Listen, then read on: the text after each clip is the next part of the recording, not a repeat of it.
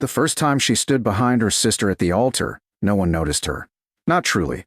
Lydia Evermere stood half a step back, just out of the light, her hands folded neatly in front of her as the cathedral filled with soft music and whispered admiration. But all eyes were on Isabella Evermere. Of course they were. They always were. Isabella was everything Lydia was not. Radiant, confident, effortlessly adored. Even now, dressed in layers of ivory silk and delicate lace, her golden hair styled perfectly beneath a jeweled veil, she looked like something out of a painting. A bride people would remember.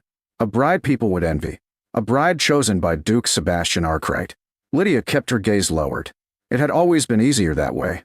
Since childhood, she had learned her role. Isabella shone. Lydia supported. Isabella spoke. Lydia listened. Isabella was loved. Lydia was present. And over time, even that had begun to feel like too much. Stand straight. Isabella whispered without turning her head. You're in the background, not invisible. Lydia adjusted her posture immediately. Yes, sister. Her voice was soft, controlled. It always was. The music swelled as the cathedral doors opened. Guests turned, and the groom entered.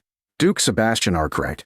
Tall, imposing, dressed in black formal attire that made the marble floors and golden arches seem almost dim in comparison.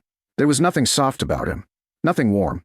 He carried himself with the quiet authority of a man used to being obeyed, a man who had never needed to ask for anything in his life. And yet, as he walked down the aisle, he didn't look at Isabella. Not immediately. His gaze swept the room, measured, detached, until it stopped. On Lydia, her breath caught. Just for a moment. Just long enough to make her heart stutter. Then he looked away, as if nothing had happened, as if she had imagined it. Lydia lowered her eyes quickly. Of course she had imagined it. Why would a duke, this duke, look at her? She was no one. She had always been no one. The ceremony began. Words were spoken. Vows prepared. Everything was perfect. Everything was exactly as it should be. Until it wasn't. I cannot do this. The words fell into the cathedral like a crack in glass. Sharp. Unexpected. Final. A collective gasp rippled through the guests. Lydia's head snapped up. Isabella stood at the altar, her hands trembling slightly beneath the lace gloves. Her voice, however, was steady. Too steady. I apologize, she said, not looking at anyone directly. But I cannot marry him. Silence. Heavy. Unbelievable. The priest froze. The guests stared. And Lydia felt the world tilt. Sister, she whispered, barely audible. But Isabella didn't look at her. Instead, she stepped back. Away from the altar. Away from the Duke. I was never meant for this life, Isabella continued, her voice calm in a way that made Lydia's chest tighten. And it would be unfair to continue. Murmurs erupted. Confusion. Shock. Whispers spreading like wildfire. But through it all, the Duke didn't move. Didn't react. Didn't speak. He simply watched. Not Isabella. Lydia. Her pulse pounded in her ears. Why? Why was he? I'm sorry, Isabella said finally, her voice softer now.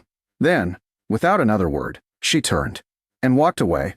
The cathedral doors opened, closed, and just like that, the bride was gone. Chaos followed. Voices rose. Guests stood. The carefully controlled atmosphere shattered into disorder. But Lydia couldn't move, couldn't think, couldn't breathe. Her sister had just left. Left everything. Left him. And somehow, she was still standing at the altar. Alone. No, not alone. Slowly, the Duke turned toward her. The shift was subtle, but it silenced the room. Conversations died mid-sentence. I snapped back toward the altar, because something was happening. Something no one understood yet. Lydia's heart slammed against her ribs. Your Grace, she began, her voice barely steady. I should. Stay. The word cut through everything. Not loud. Not forceful. But absolute. She froze. Every instinct told her to step back. To leave. To disappear like she always had. But her feet didn't move. Because of the way he was looking at her. Not past her. Not through her. At her. The same way he had earlier. As if she were the only person in the room. You were standing beside her, Sebastian said quietly.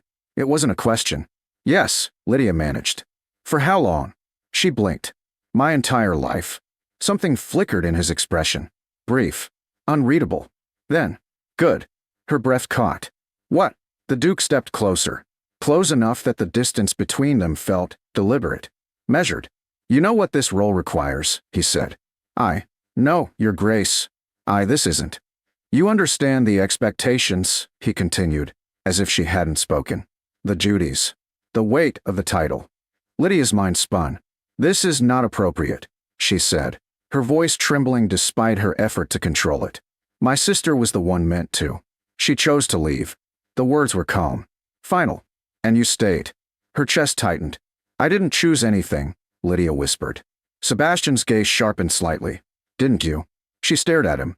"I was standing where I was told to stand. And now?" The question hung between them. Dangerous. Unavoidable. The entire cathedral was silent again. Watching. Waiting. Lydia felt it. The weight of every gaze, every expectation, every consequence pressing down on her.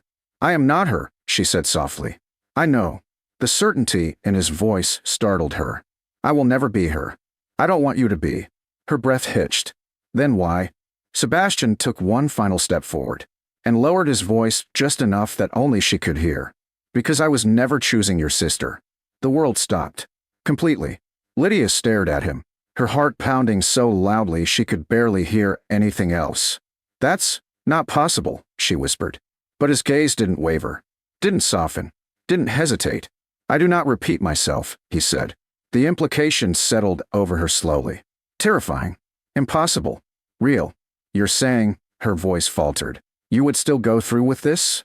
"Yes." "With me?" "Yes." The cathedral seemed to hold its breath, waiting for her answer, waiting for her to step back, to refuse, to restore order, to return things to the way they were supposed to be. Lydia looked at the altar, at the place her sister had stood, at the life that had never belonged to her. And then, she looked back at him, at the man who had just changed everything with a single decision. "You don't even know me," she said quietly. Sebastian's expression didn't change. "I know enough." "And what is that?" A pause. Then, "You stayed."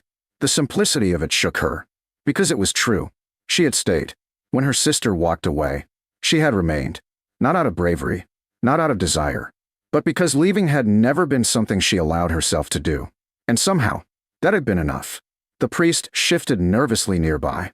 "My lord, this is highly irregular." "Continue," Sebastian said without looking at him. The command was immediate, undeniable. The priest hesitated, then obeyed. Because men like the Duke were not questioned. They were followed. Lydia's pulse raced. This was happening. This was actually happening. "Lydia Evermere," the priest said carefully, "do you?" Her name echoed through the cathedral. Not as a shadow, not as an afterthought, as the bride. Her throat tightened. She had spent her entire life standing behind someone else, being overlooked, being forgotten. And now, she stood at the center of everything. Chosen, seen, wanted. But at what cost? Her voice came out barely above a whisper. Yes. The word changed everything. And somewhere, far beyond the cathedral walls, her sister was already gone. But Lydia had just taken her place. The word yes did not echo. It didn't need to. It settled into the cathedral like something permanent, something that could not be taken back. For a moment, no one moved. No one spoke. Because no one had expected this. Not the guests. Not the priest. Not even Lydia herself. And yet it had happened. The ceremony continued. The words blurred together in Lydia's mind. Vows, promises, declarations spoken in a voice that felt like it belonged to someone else. Her hands trembled slightly as Sebastian took them in his. His grip was steady, unshaken, as if nothing about this was unusual to him. As if this had always been the plan. "Do you take?" "Yes." His answer came before the priest had even finished. Certain. Immediate. Lydia's breath caught. There was no hesitation, no doubt, no second thought, just certainty. And somehow, that made everything feel even more unreal. Moments later, the ceremony ended. Applause rose, hesitant at first, then louder as society adjusted, as it always did. Because no matter how shocking something was, if a duke decided it, it became acceptable. That was the power he carried. That was the world Lydia had just stepped into. The reception felt like a performance. Smiles. Congratulations. Whispers disguised as polite conversation. Lydia stood beside Sebastian, aware of every glance, every hushed exchange just beyond her hearing. She replaced her own sister. Did you see how quickly he agreed? There must be something more to this. She kept her expression composed. Still, careful, just as she had always done. But inside, nothing was still. Nothing was calm. Everything was shifting. You are thinking too loudly. Sebastian's voice was low beside her. Lydia blinked. I didn't realize that was possible. It is when your expression changes every time someone whispers. Her cheeks flushed faintly. I'm not used to being the subject of attention. I know. She glanced at him. You say that as if you've been observing me. I have. The honesty in his tone caught her off guard. For how long? She asked quietly. Sebastian didn't answer immediately. Instead, he reached for a glass of wine from a passing tray, handing it to her before taking one for himself. Long enough, he said finally. That's not an answer. It is the only one you need right now. Lydia frowned slightly. You speak as if everything is already decided. It is. Her chest tightened. That doesn't make sense. This, she gestured subtly around them. This was never supposed to happen. And yet it did. That doesn't explain why. Sebastian turned to face her fully now. The noise of the room seemed to fade again under the weight of his attention. You want a reason? Yes. A pause. Then, because you were never second. The words hit her harder than anything else he had said. Lydia shook her head immediately. That's not true. It is. No, she insisted, her voice stronger now. I have spent my entire life being second. Being less. Being overlooked, he finished. Her breath caught. Yes. Sebastian's gaze didn't soften, but it deepened. There is a difference between being overlooked and being unworthy. She stared at him. They are not the same. They feel the same. Only to those who don't know their own value. The statement lingered. Uncomfortable. Unfamiliar. Lydia looked away. I don't understand how you see something that no one else ever has. That is precisely why I see it. She turned back to him slowly. What does that mean? It means, Sebastian said, his voice lowering just slightly, that everyone else was too focused on your sister to notice you. His eyes held hers. I was not. Her pulse quickened. You're saying you watched me? Yes. The simplicity of it unsettled her. Why? Another pause. Then, because you never pretended. She frowned slightly. I don't know what you mean. Everyone in that cathedral today played a role, he said. Your sister, your family, the guests, even the priest. And me? You stood there because you were told to. Yes. But you didn't pretend to be anything more. His voice dropped further. You didn't chase attention. You didn't try to be chosen. Lydia's throat tightened. I never had the option. You did, he said quietly. You simply refused it. The idea struck something deep inside her. Something she had never considered. I wasn't refusing anything, she said. I was surviving. Sebastian studied her. And that, he said slowly, is exactly why you were the right choice. Silence fell between them again. But this time, it felt different. Heavier. More personal. You speak as if this is some kind of strategy, she said. It is not. Then what is it? Sebastian's gaze held hers. It is a decision. Her heart skipped. And you never change your decisions? No. The certainty in his voice should have been reassuring. Instead, it was terrifying. Because it meant this. This marriage. This life. This sudden shift from shadow to spotlight. Was not temporary. It was real. Permanent. Lydia. Her name sounded different now. Not like before. Not like something secondary. Like something chosen. She met his gaze. Yes. Sebastian stepped just slightly closer. Not enough to draw attention. Just enough to change the space between them. You think you took your sister's place today? She hesitated. I did. No, he said quietly. You didn't. Her brows knit together. Then what happened? His answer came without hesitation. You stepped into the place you were always meant to have. The words settled deep. Too deep. Because part of her, a small, fragile part, wanted to believe them. That's not how my life has ever worked, she said softly. Sebastian's expression didn't change. That's because your life was built around someone else. A pause. But it isn't anymore. Lydia felt something shift in her chest. Something unfamiliar. Unsteady. What happens now? She asked. Sebastian didn't look away. Now, he said, you stop living in anyone's shadow. Her breath caught. And if I don't know how, for the first time, the coldest duke in the kingdom did something unexpected. His voice softened. Then you'll learn. Lydia searched his face. For doubt. For hesitation.